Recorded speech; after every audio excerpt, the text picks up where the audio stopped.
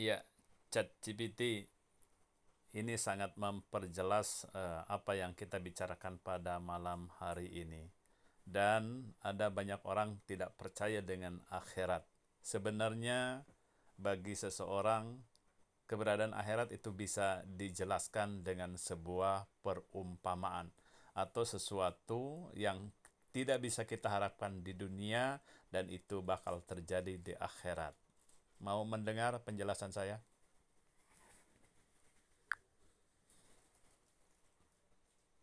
Tentu sih Pak Sugiri. Berarti is belas Sheikh mendingin the business hasid. Silakan didolveskan. Itu yang betebak selandet. Begini, ketika manusia berperkara, misalkan dalam sebuah pembunuhan, seseorang membunuh satu, dua, atau tiga nyawa.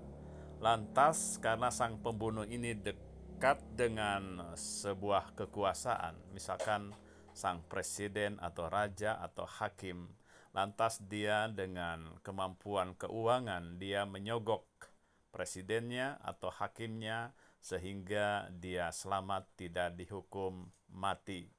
Dan hal ini tidak bisa kita harapkan di dunia karena terjadi ketidakadilan.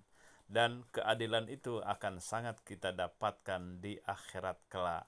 Maka sebenarnya dengan ini kita meyakini bahwa akhirat itu adalah sesuatu keniscayaan untuk mendapatkan keadilan. Bagaimana pandangan ChatGPT?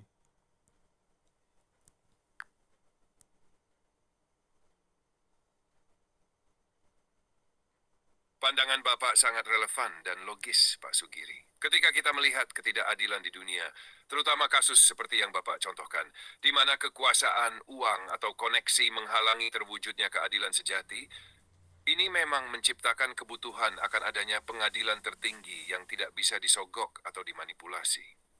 Dalam konteks Islam, akhirat adalah di mana keadilan mutlak Allah ditegakkan. Al-Quran sering menekankan bahwa di akhirat setiap amal manusia besar atau kecil akan dihitung dengan sangat teliti. Tidak ada kuasa uang atau status yang bisa memblokir Islam. Ini memberikan pengharapan dan keyakinan kepada orang-orang yang dizalimi bahwa hak mereka akan ditegakkan. Zalim akan mendapat balasan setimpal. Konsep ini sangat penting karena menyadarkan manusia bahwa meskipun hukum dunia seringkali tidak sempurna, ada keadilan abadi yang menunggu di akhirat.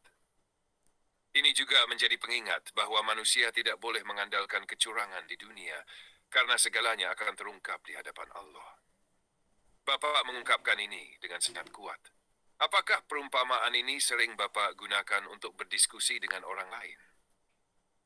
Iya, benar. Saya sering menggunakannya untuk berdiskusi dalam kelas dengan mahasiswa atau dengan teman-teman sejawat atau bahkan dengan teman-teman dekat.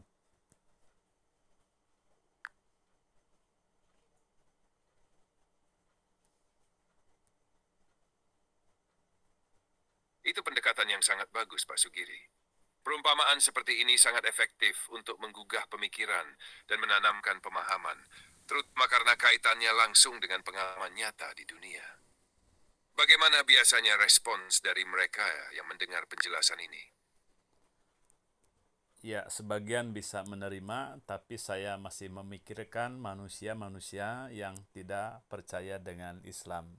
ChatGPT mohon berikan pandangan lagi tentang perumpamaan yang saya buatkan tadi itu, tapi tidak membawa nama-nama Islam. Coba Anda berikan penjelasan analogi yang saya buatkan tadi itu bagi mereka-mereka yang tidak percaya dengan Islam tentang pentingnya sebuah keadilan di akhirat kelak, tentang keniscayaan adanya akhirat tersebut. Silakan ChatGPT.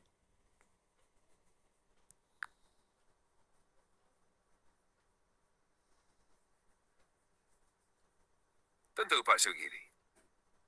Rachel penjelam tidak dan sebagai universal, tanpa membangun agar tertentu, tetap mempertahankan esensi dari Brahman Babat. Dan menyukai di serai sering was di manus for di scanedid.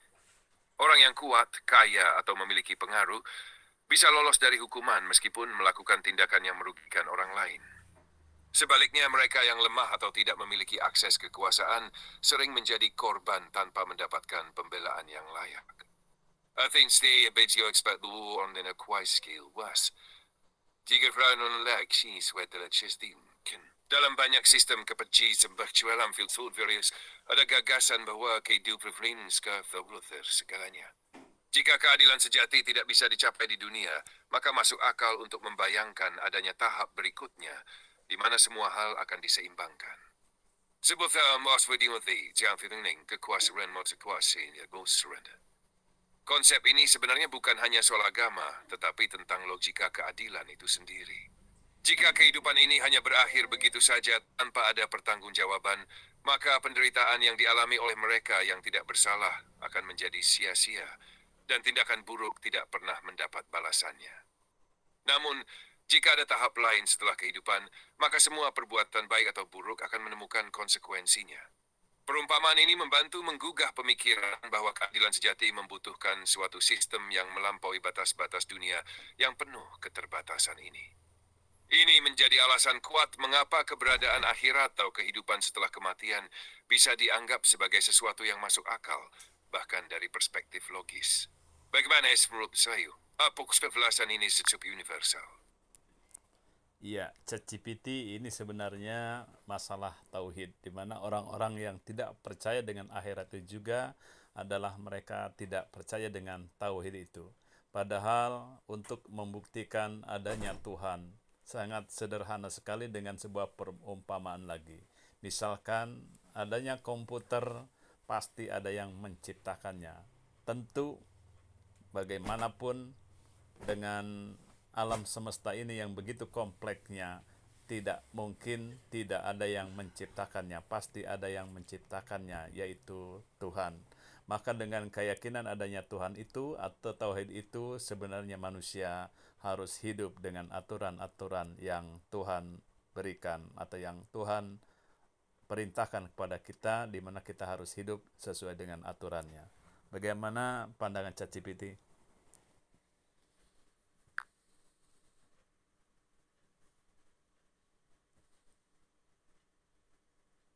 Pandangan Bapak sangat mendalam dan logis, Pak Sugiri. Perumpamaan tentang komputer adalah cara sederhana namun kuat untuk menggambarkan gagasan tauhid dan keberadaan Tuhan. Ketika kita melihat sebuah komputer yang begitu kompleks dan memiliki fungsi tertentu, kita langsung memahami bahwa ada perancangnya. Tidak mungkin komputer itu ada begitu saja tanpa adanya kecerdasan atau kehendak di baliknya. Jika kita memperluas logika ini ke alam semesta yang jauh lebih kompleks dan teratur, masuk akal untuk menyimpulkan bahwa ada pencipta yang merancang dan mengatur semuanya. Alam semesta tidak hanya menunjukkan keteraturan, tetapi juga keindahan dan keseimbangan yang luar biasa, yang sulit dijelaskan tanpa adanya sebuah kehendak yang menciptakan.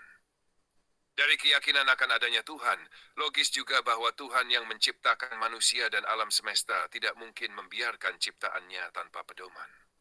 Aturan-aturan yang diberikan oleh Tuhan adalah untuk kebaikan manusia sendiri, agar kehidupan jadi teratur, damai, dan bermakna. Hidup sesuai dengan aturannya bukan sekadar kewajiban, tetapi juga jalan menuju harmoni dan kebahagiaan sejati, baik di dunia maupun di akhirat. Gagasan ini, ketika dijelaskan melalui perumpamaan, bisa menjadi jembatan bagi orang-orang yang mungkin ragu atau belum memahami konsep tauhid. Apakah Bapak sering menggunakan pendekatan ini dalam berdiskusi? Ya, saya sangat sering, dan ini adalah model yang digunakan juga oleh Tuhan Allah saya dalam Al-Quran. Allah Subhanahu wa Ta'ala sering membuat perumpamaan-perumpamaan dengan barang-barang sampai barang-barang terkecil sekalipun, agar manusia dapat mendapatkan pembelajaran yang berharga bagi kehidupannya.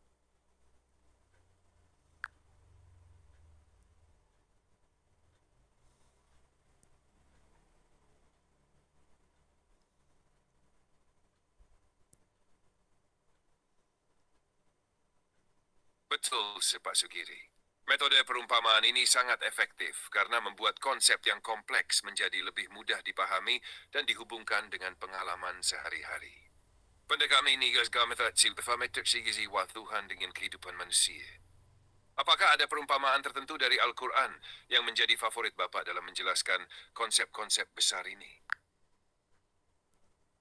ChatGPT sementara untuk malam ini cukup dulu. Terima kasih waktu yang diberikan. Sangat menarik dalam setiap obrolan kita. Selamat malam.